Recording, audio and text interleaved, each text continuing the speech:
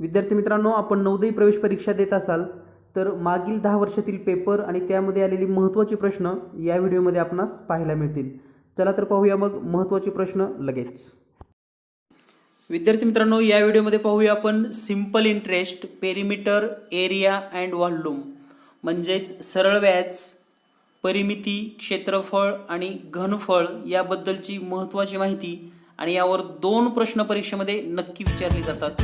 पाहूया मग यापूर्वी परीक्षेत आलेली महत्त्वाची प्रश्न लगेच. विद्यार्थी मित्रांनो, या व्हिडिओमध्ये पाहूया आपण सिंपल इंटरेस्ट, त्याचबरोबर पेरिमीटर, एरिया अँड व्हॉल्यूम. म्हणजे या व्हिडिओमध्ये आपण सरळ व्याज यावरील गणित पाहणार आहोत. सरळ व्याज, परिमिती, क्षेत्रफळ आणि घनफळ. तर या व्हिडिओमध्ये आपल्याला सरळ व्याज, परिमिती, क्षेत्रफळ आणि घनफळ या 2 घटकाचा अभ्यास करायचा आहे. तर या घटकावरील महत्त्वाची प्रश्न, यापूर्वी परीक्षेत विचारण्यात आलेले प्रश्न, या सर्व प्रश्नांचा अभ्यास आपण या व्हिडिओमध्ये करणार आहोत. तर सुरुवात करूया आपण सिंपल इंटरेस्ट म्हणजेच सरळ व्याज. तर या ठिकाणी पहिलाच प्रश्न जो की परीक्षेमध्ये विचारला गेला होता. A man borrowed 7,500 at 10% per annum for 2 years. What amount should be he repay? म्हणजे याचा अर्थ असा आहे, जर एका व्यक्तीने 7,200 रुपये सरळ व्याजाने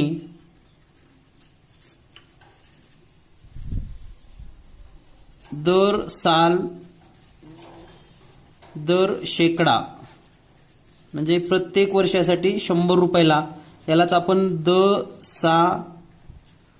दशे असं शॉर्टकटमध्ये लिहितो. दशे 10% दराने 2 वर्षासाठी घेतले तर 2 वर्षानंतर किती रक्कम परत करावी लागेल?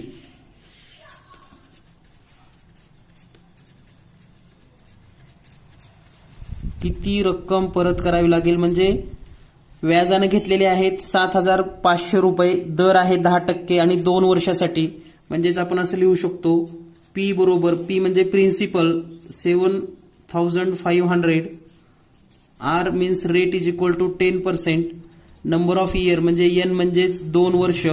तर आपल्याला एस आय फाइंड आउट करावं लागेल. सुरुवातीला एस आय बरोबर P into N into R छेदामध्ये 100.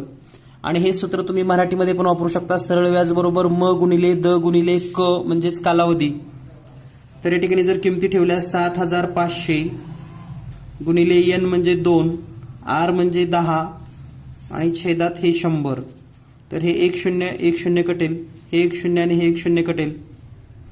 तर 750 गुणिले 2 म्हणजे 750 इंटू 2. हा जर गुणाकार केला तर उत्तर येईल आपणास 1,500 रुपये. तर हे आहे एस आय. तर प्रिन्सिपल आहे 7,500 आणि व्याज झालेला आहे 1,500. तर अमाऊंट जर काढायची असेल आपल्याला, एकूण अमाऊंट, तर पी प्लस एस आय हे सूत्र वापरा. पी म्हणजे 7,500 अधिक 1,500 बरोबर 9,000 रुपये परत करावे लागतील. म्हणजे 2 वर्षानंतर मुद्दल 7,500 आणि सरळ व्याज 1,500, एकूण 9,000 रुपये परत करावे लागतील. म्हणजे या प्रश्नाचं उत्तर असेल पर्याय क्रमांक 4. यानंतर पाहूया पुढील प्रश्न.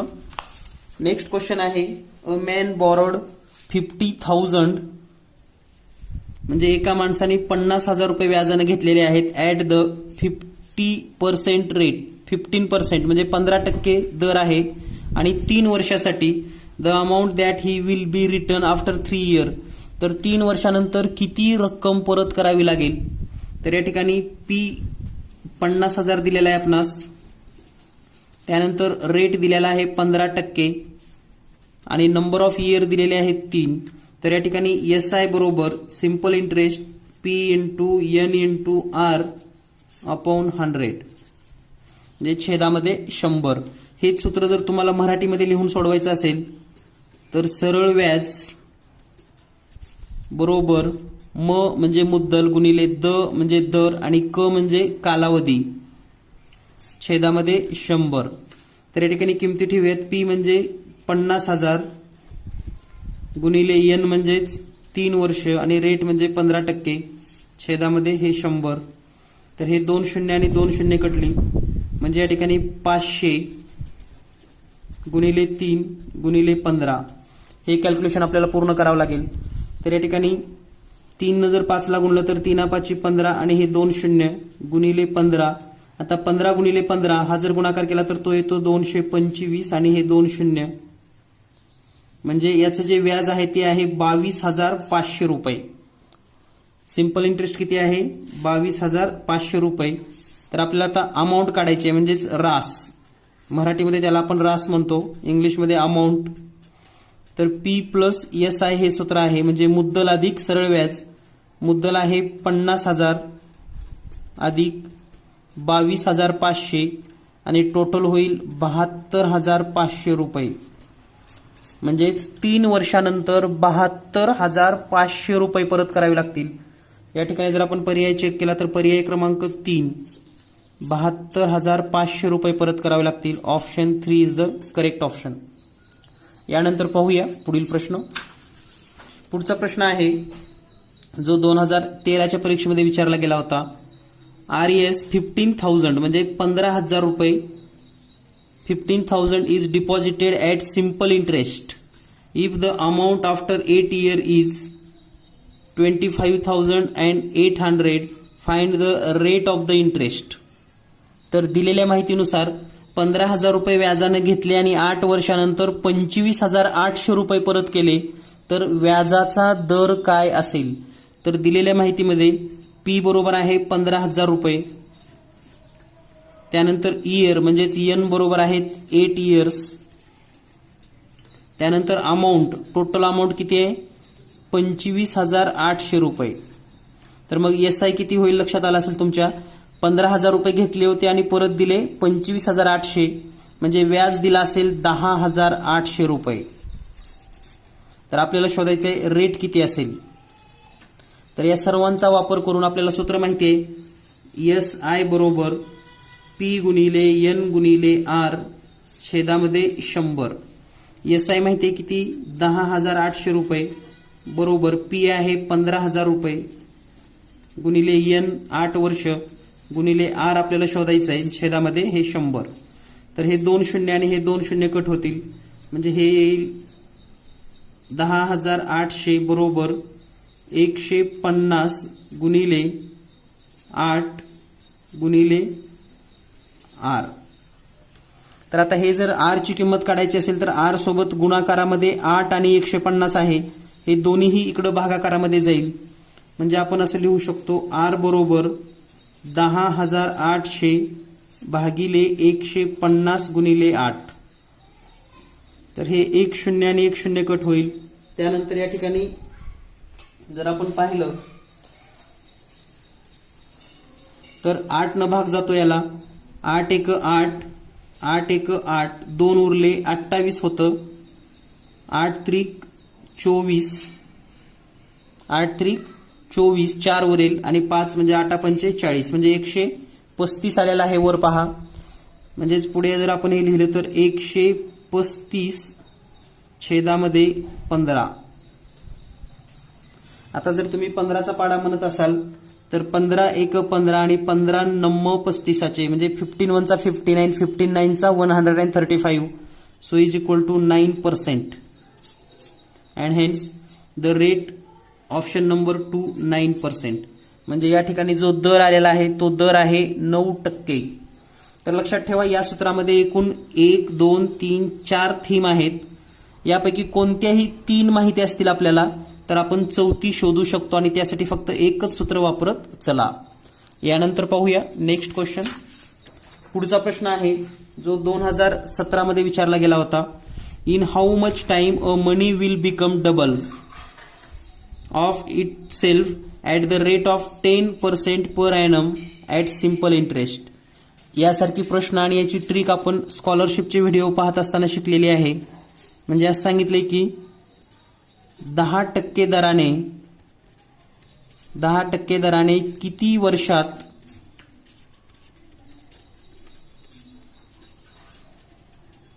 मुद्दल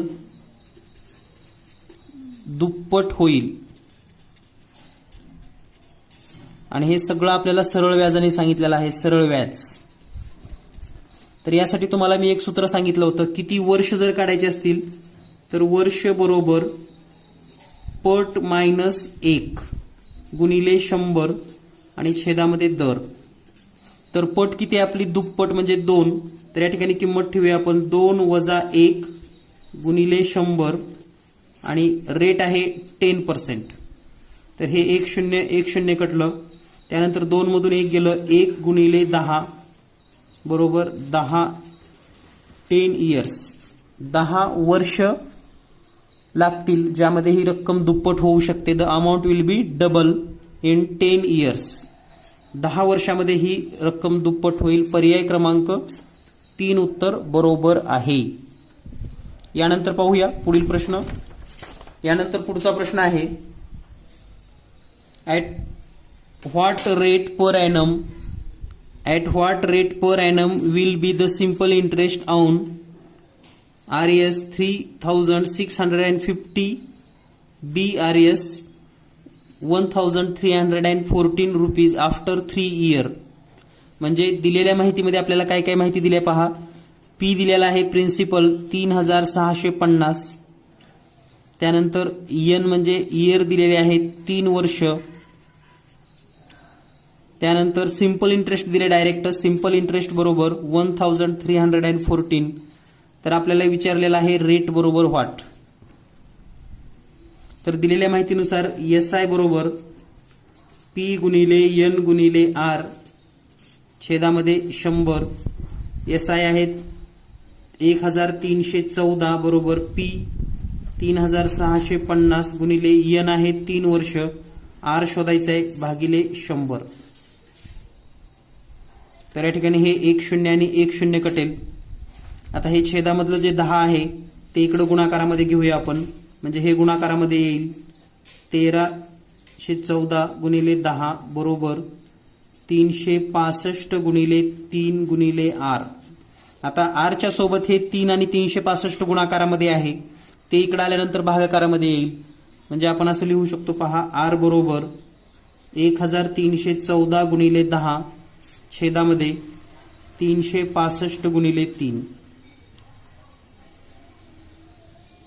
या ठिकाणी आता 3 ने याला भाग देऊयात. 3 1 3 3 चौक 12 1 उरला 11 होईल या ठिकाणी.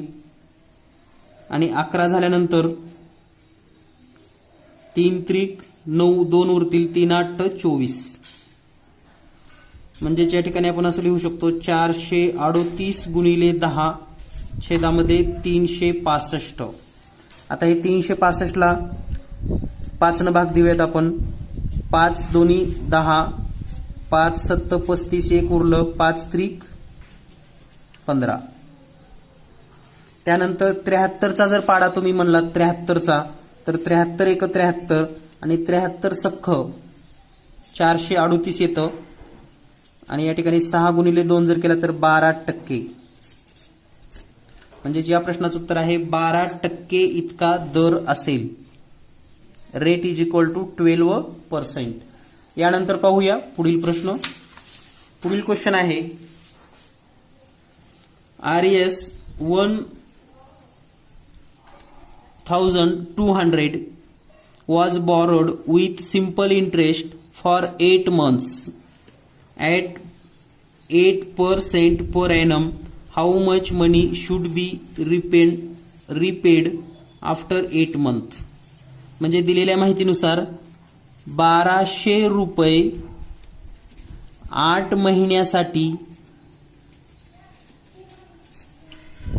8% दराने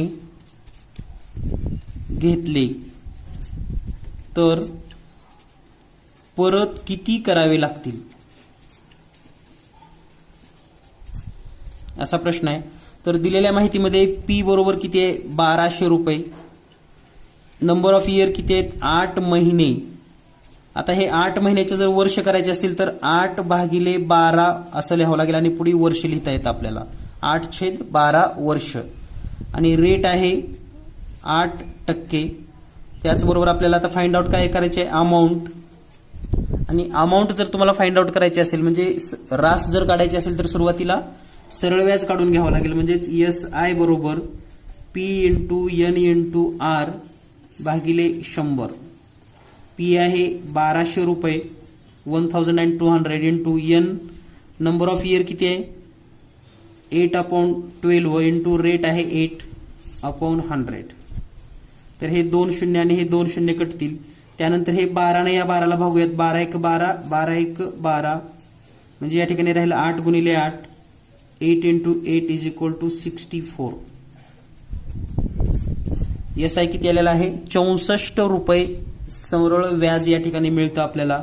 आता आपल्याला काढायचं आहे A बरोबर P प्लस SI. P आहे 1200 plus SI 64. So it's addition 1264 rupees. म्हणजे 8 महिन्यानंतर 1264 रुपये परत करावे लागतील. म्हणजे 1264 रुपीज रिफंड करावे लागतील. Option number 2. तर या प्रश्नाचं उत्तर आहे पर्याय क्रमांक 2 आणि हा 2009 मध्ये विचारला गेलेला प्रश्न आहे. यानंतर पाहूया पुढील प्रश्न. पुढचा प्रश्न आहे, what is the difference between simple interest on 5000 at 10% per annum for 1/2 year and simple interest on 4000 at 4.41/2% per annum for 8 year. तर या ठिकाणी आपल्याला 2 मुद्दल, 2 कालावधी, 2 दर दिलेले आहेत. तर त्यांच्या सरळ व्याजामध्ये कितीचा फरक असेल. तर या ठिकाणी 2 गणित आपल्याला सोडवावी लागतील. पहिल्यामध्ये आपल्याला दिलेला आहे P, म्हणजेच आपण मराठीत सोडूया हे गणित. मुद्दल आहे 5000 रुपये. त्यानंतर दर आहे 8% आणि इयर म्हणजेच कालावधी 3/1/2 मीन्स 3.5 इयर.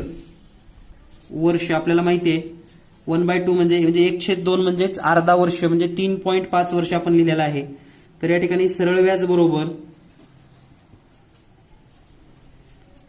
बरोबर P गुणिले N गुणिले R भागिले 100.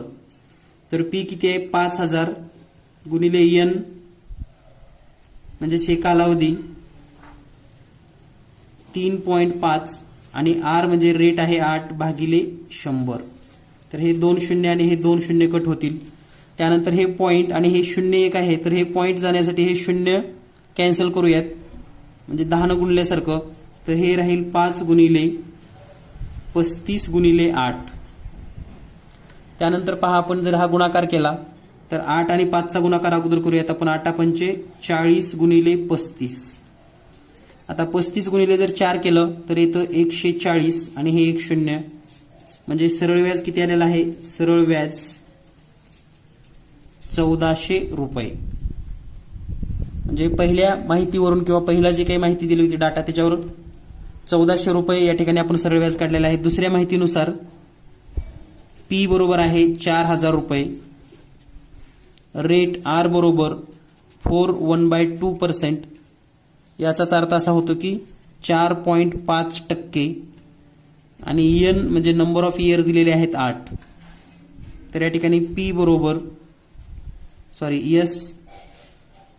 SI बरोबर P गुणिले N गुणिले R भागिले 100.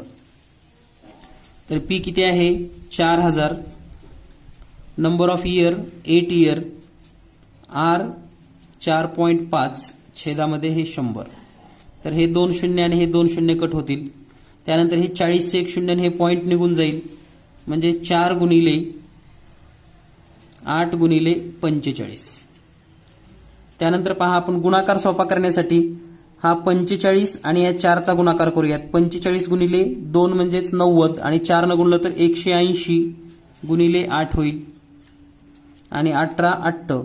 तर आता 18चा जर पाडा 8 पर्यंत म्हणलात तर 18 पंचे 90, 18 सख्ख 108, 18 सत्त 126 आणि 18 8 144 0.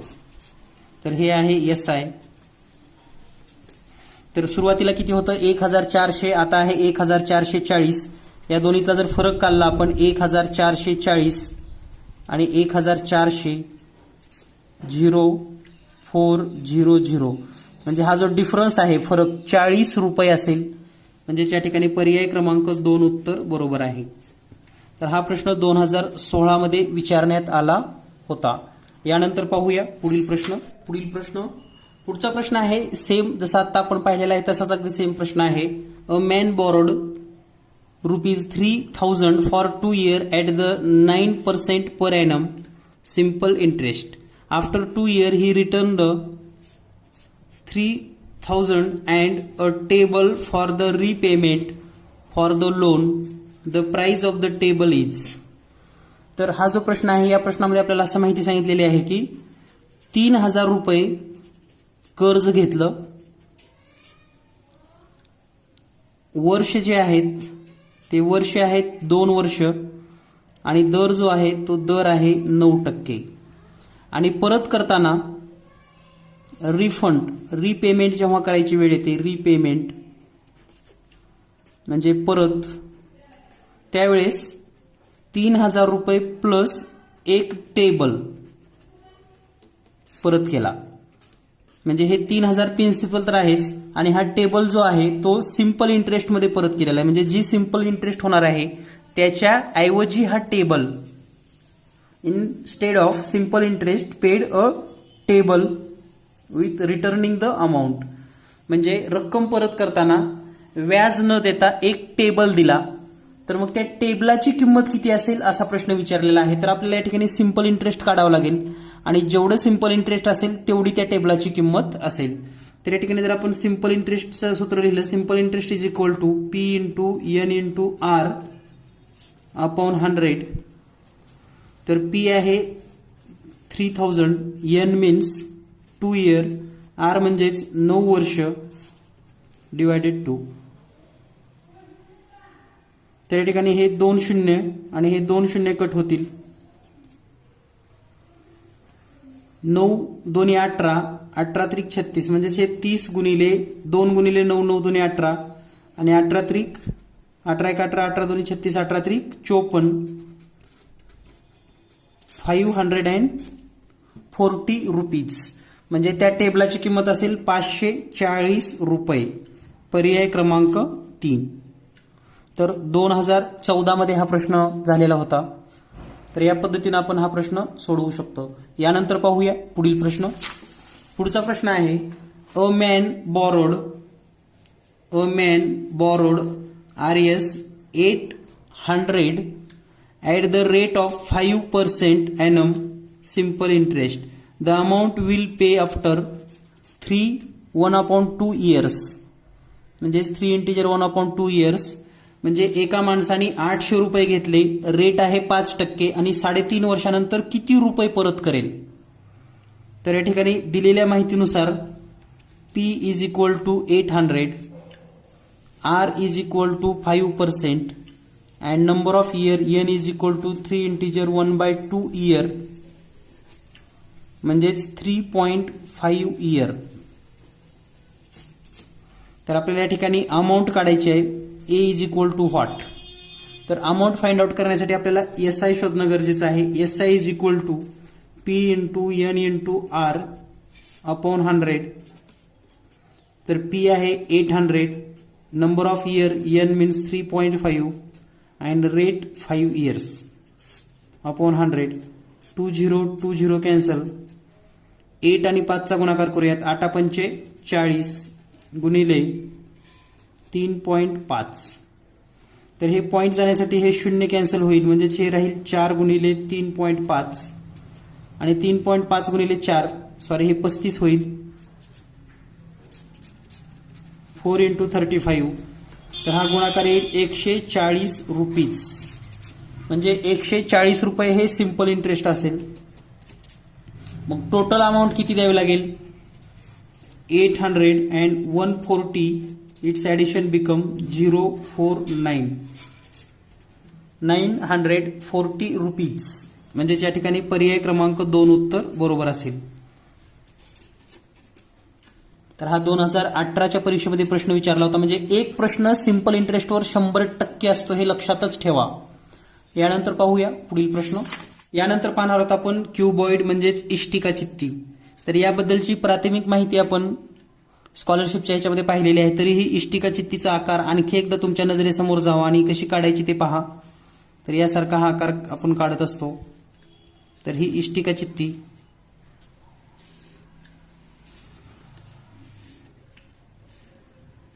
तर ही जी लांब बाजू असते ह्याला आपण लांबी असं म्हणतो, म्हणजेच यल. त्यानंतर ही बाजू जी आहे याला आपण रुंदी असं म्हणतो, रुंदी म्हणजेच बी, ब्रेड्थ. आणि ही जी उंच बाजू आहे, उंच, हाईट, याला आपण उंची असं समजतो, तर याला आपण एच असं लिहितो. तर लांबी, रुंदी आणि उंची या 3 गोष्टीचा या इष्टिका चित्तीशी सहसंबंध आहे. तर इष्टिका चित्तीचं जर घनफळ काढायचं असेल, volume of cuboid is equal to L into B into H, म्हणजेच लांबी गुणिले रुंदी गुणिले उंची, या सूत्राचा आपल्याला वापर करायचा आहे. म्हणजेच इष्टिका चित्ती आकाराचे घनफळ, इष्टिका चित्तीचे घनफळ बरोबर लांबी गुणिले रुंदी गुणिले उंची. तर याचा वापर करून आपण घनफळ शोधू शकतो. यानंतर पाहूया पुढचा भाग, तो म्हणजे घन क्यूब. तर क्यूब हा जो आहे, तर या ठिकाणी आपण जर एक स्क्वेअर काढला, तर सेम स्क्वेअर आपण दुसरा घेऊया तसा.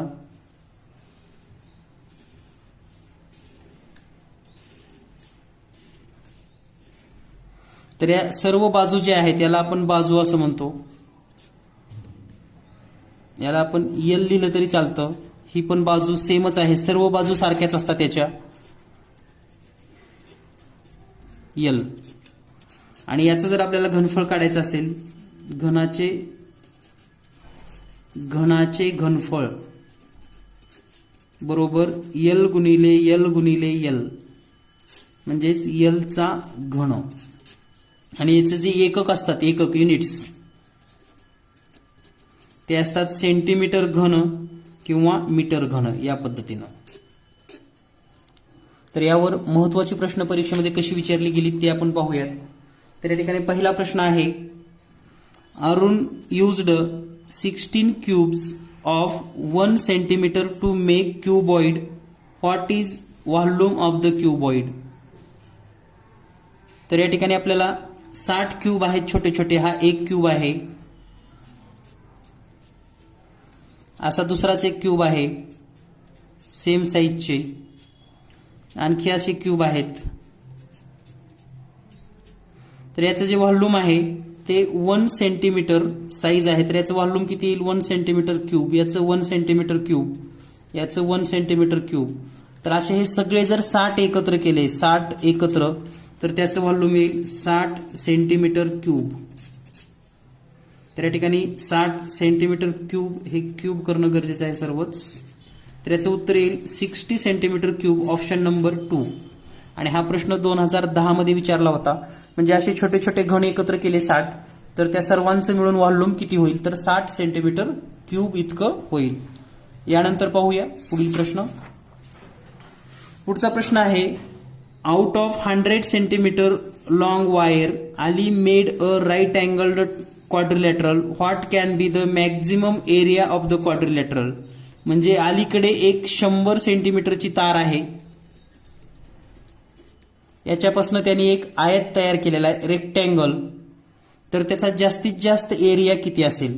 तर पहा, हा 100 सेंटीमीटरची जर तार असेल तर ह्याचे रेक्टँगल कसे होतात? समजा ब्रेड्थ आहे 10, 10 आणि 10 20, तर हे होईल 40. म्हणजे हे जर 10 झालं तर हे होईल 40, 40 आणि 10. म्हणजे या प्रकारचा एक रेक्टँगल होऊ शकतो.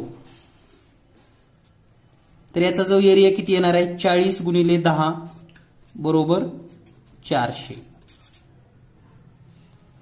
तर अशा वेगवेगळ्या बाजू असू शकतात. दुसरा रेक्टँगल असा असू शकतो 20, 30, 20, 30. तर हे 100 येणं गरजेचं आहे. लक्षात घ्या 40, 40, 80, 10 आणि 10 हे 100. आता याचा एरिया काय असेल मग 30 गुणिले 20 बरोबर 600 सेंटीमीटर वर्ग. तर असे वेगवेगळे रेक्टँगल करू शकतो. तर इथं 400 आला होता, इथं 600 आला. आणखी काय करता येईल का आपल्याला चेंजेस? तर आपण जर असा एकदम सर्व बाजू समान घेतल्या 25, 25, 25, 25, तर हा झाला चौरस आकृती चौकोन. तर हे सर्व अँगल 90चे आहेत. तर याचं क्षेत्रफळ किती असेल 25 इंटू 25, 625 सेंटीमीटर स्क्वेअर. तर पहा 400 होतं, 600 होतं, आता 625. म्हणजे सर्व बाजू जर आपण समान घेतल्या तर सर्वात मॅक्झिमम एरिया येतो या ठिकाणी, जास्तीत जास्त. म्हणून या प्रश्नाचं उत्तर आहे पर्याय क्रमांक 4. 625 सेंटीमीटर स्क्वेअरचा तो आयत असेल. यानंतर पाहूया पुढील प्रश्न. पुढचा प्रश्न आहे the volume of milk can be stored in the cuboidal until dimensions 20 centimetre, 20 centimetre and 20 centimetre each. तर हा 2015च्या परीक्षेमधील प्रश्न आहे. तर जे एक भांडं आहे दुधाचं, असं एक दुधाचं भांडं आहे.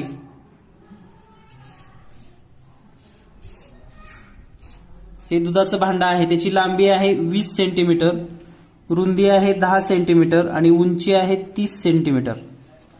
तर यामध्ये दूध किती मावेल असं विचारलंय. तर हे सेंटीमीटर जे आहे ना याला आधी आपण मीटर करूयात.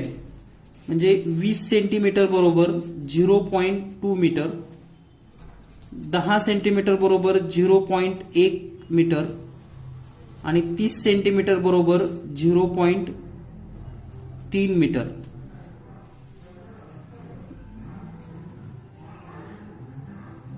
तर या ठिकाणी जी लेंथ आहे ती आहे 0.2 मीटर, ब्रेड्थ 0.1 मीटर आणि हाईट आहे 0.3 मीटर.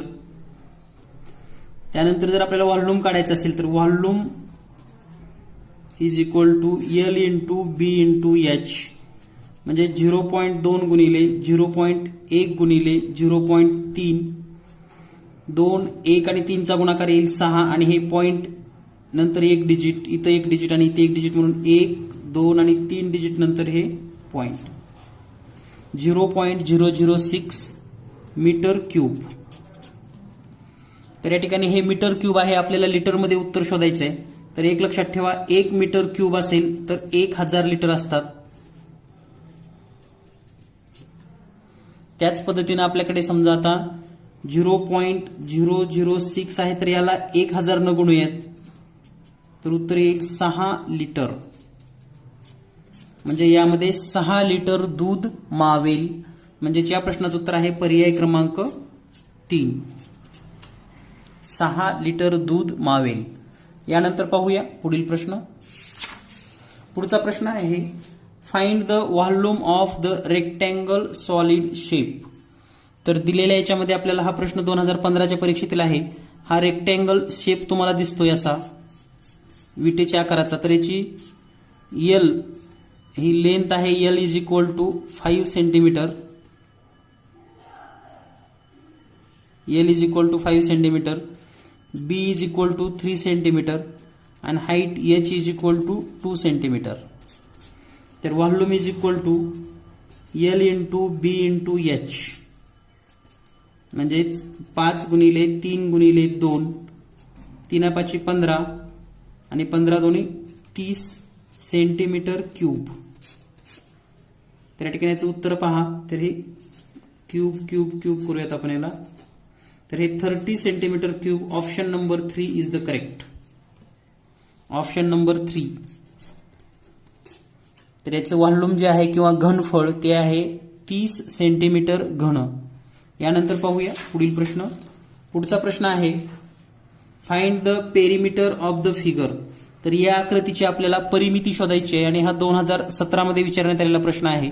दिलेल्या आकृतीत जर थोडं निरीक्षण केलं तर पहा, ही समोरची बाजू आहे 3 मीटर. जर हे जर आपण जोडलं असं तर हे होईल 3 मीटर आणि इथून जे इकडलं असणार आहे हे टोटल आहे 5 मीटर, म्हणजे हे होईल 2 मीटर. आता हे 2 मीटर आहे तर हे समोरचं पण 2च मीटर होईल. त्याच पद्धतीने हे 1 मीटर आहे तर ही समोरची बाजू होईल 1 मीटर. आता हे 2 मीटर आहे तर हे सुद्धा होईल 2 मीटर. तर आता पेरिमीटर म्हणजे या सर्वांची बेरीज करावी लागणार आहे. आपण कुठून तरी सुरुवात करूयात, इथून सुरुवात करूयात. समजा हे स्टार्टिंग 3 प्लस त्यानंतर हे 2 प्लस हे 2 प्लस हे 1 प्लस हे टोटल 5 प्लस हे 1 आणि प्लस हे 2. तर या सर्वांची बेरीज करायची आहे. तर बेरीज सोपी आणि चुकू नये यासाठी आपण या तिन्हीची बेरीज करूयात. 2 आणि 2 5, 2 7 अधिक 5 आणि 1 6 आणि 1 7 आणि 2 9. पुन्हा यांची बेरीज करा. 16 सेंटीमीटर. तर याचं उत्तर असणार आहे 16 सेंटीमीटर. म्हणजे 16 सेंटीमीटर, सॉरी हे मीटरमध्ये आहे तर मीटरमध्ये 16 मीटर असेल. पर्याय क्रमांक 1. तर पेरिमीटरला आपण जे युनिट लिहितो ते फक्त मीटर असतं, त्याला वर्ग किंवा घन अजिबात करायची गरज नाही, कारण या ठिकाणी 2 पर्याय आहेत. हे 16m वर्ग आणि हे 16m. तर पेरिमीटर म्हणजे फक्त सिंगल आपण बेरीज केलेली असते, म्हणून फक्त मीटर, हे घन येणार नाही. यानंतर पाहूया पुढील प्रश्न. पुढचा प्रश्न आहे a tank contain 2.08 metre cube of oil. How many bottle of 300 ml capacity can be filled by out of it. म्हणजे एक मोठा टँक आहे असा, तर हा वेगवेगळ्या आकाराचा असू शकतो. तर याची जी कॅपॅसिटी आहे, घनफळ, ते आहे 2.85 मीटर क्यूब. तर या ठिकाणी हे मीटर क्यूब जर आपण लिटर मध्ये करायचं असेल तर याला 1000 न गुणा 2.85 गुणिले 1000, म्हणजे हे होईल 2850 लिटर. तर इतकं लिटर यामध्ये ऑइल बसतं. तर आपल्याकडे किती आहे? 300 ml. आता हे लिटर आहे तर ह्या लिटरचं आणखी मिलीमध्ये जर करायचं असेल आपणास 2850 गुणिले पुन्हा अजून 1000 करावं लागेल. जर हे मिलीमध्ये कन्वर्ट करायचं असेल तर या ठिकाणी पहा 12340 12340 आणि हे 285 ॲज इट इज. तर एवढं मिली आपल्याकडे ऑइल आहे. मिली आपल्याला 300 मिलीच्या बॉटल भरायच्या आहेत. तर एकूण संख्या जर काढायची असेल तर हे 285 1 2 3 4 0 याला ह्या 300 भागायचे लगेच. तर हे 2 0 आणि हे 2 0 कट होतील. त्यानंतर 3 न भागूयात. 3 1 3 3 9 27 1 उरले 3 5 15 आणि हे 2 0 जशाला तशी. म्हणजे उत्तर येईल आपलं 9500 बॉटल. 9500 बॉटल भरतील, म्हणजे पर्याय क्रमांक 4. तर या पूर्ण ऑइलने 300 ml च्या 9500 बॉटल भरता येतील. यानंतर पाहूया पुढील प्रश्न. यानंतर पुढचा प्रश्न आहे the area of a rectangular field 64 into 36 metre is equal to the area of the square field. What is the side of the square field in metre. म्हणजे याचा अर्थ असा होतो की एक रेक्टँगल आहे ज्याची साइड आहे 64 मीटर अँड 36 मीटर. याचा जेवढा एरिया आहे तेवढाच एरिया दुसरा एक चौरस असेल, याच्या पण एरिया म्हणजे हे दोन्हीचा पण एरिया सेम असेल. आता याची साइड आपल्याला माहित नाही, याची साइड आपण एल घेऊयात. तर दोन्हीचा एरिया सेम म्हणजे आपण असं लिहू शकतो area of square is equal to area of rectangle. Area of square म्हणजे काय, एल गुणिले एल बरोबर area of rectangle means L into B. तर हे एल चा वर्ग बरोबर या ठिकाणी आलेला आहे 64 गुणिले 36. तर आपल्याला एल ची किंमत काढायची असली तर दोन्ही बाजूचं वर्गमूळ घ्यावं लागेल आणि एल वर्गचं वर्गमूळ एल बरोबर 36चं वर्गमूळ 64चं वर्गमूळ 8, 36चं वर्गमूळ 6 आणि यांचा गुणाकार करा 6 8 48 म्हणजे एल बरोबर येईल 48 मीटर. पर्याय क्रमांक 2. तर या ठिकाणी 48 गुणिले 48 करा आणि या ठिकाणी 36 गुणिले 64 करा. दोन्ही गुणाकार सेम येतात म्हणजे दोन्ही एरिया सेम असतो. यानंतर पाहूया पुढील प्रश्न. यानंतर पुढचा प्रश्न आहे जो 2019च्या परीक्षेमध्ये विचारला गेला होता. एका आयताकृती जमिनीची लांबी तिच्या रुंदीच्या दुप्पट आहे. म्हणजेच एक आयताकृती जमीन आहे, त्याची लांबी जी आहे एल ही रुंदीच्या दुप्पट आहे. म्हणजे रुंदी जर x असेल तर लांबी 2x आहे.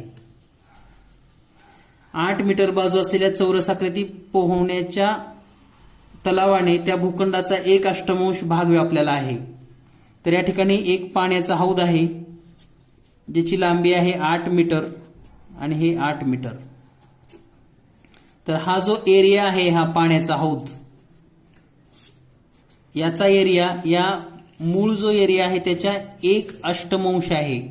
म्हणजे आपण असं लिहू शकतो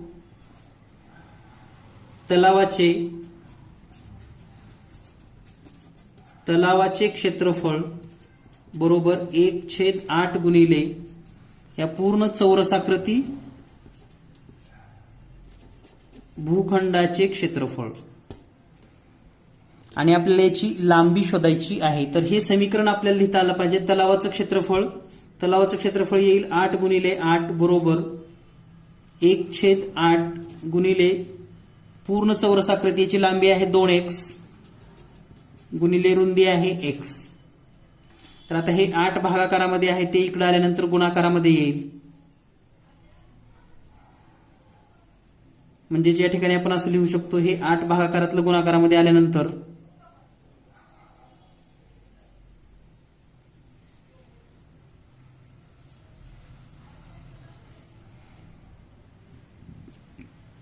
8 गुणिले 8 गुणिले 8 बरोबर हे 2x गुणिले x म्हणजेच 2x चा वर्ग.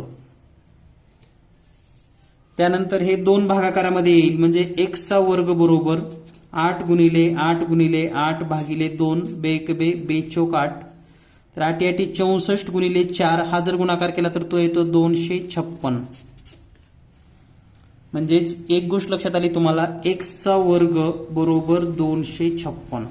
आता दोन्ही बाजूचं वर्गमूळ काढा म्हणून x बरोबर 16. याचा अर्थ रुंदी किती आहे 16 मीटर आणि लांबी त्याच्या दुप्पट म्हणजेच 32 मीटर. तर आपल्याला विचारले भूखंडाची लांबी किती आहे तर भूखंडाची लांबी आहे 32 मीटर. तर यासारख्या समीकरणांचा तुम्हाला अभ्यास करावा लागणार आहे आणि या सर्व समीकरणाच्या अभ्यासासाठी लवकरच आपलं नवोदयसाठी स्पेशल पुस्तक मार्केटमध्ये येणार आहे. तर या पुस्तकाचा नक्की वापर करा. तुम्हाला जास्तीत जास्त प्रश्न सरावासाठी मिळतील. धन्यवाद.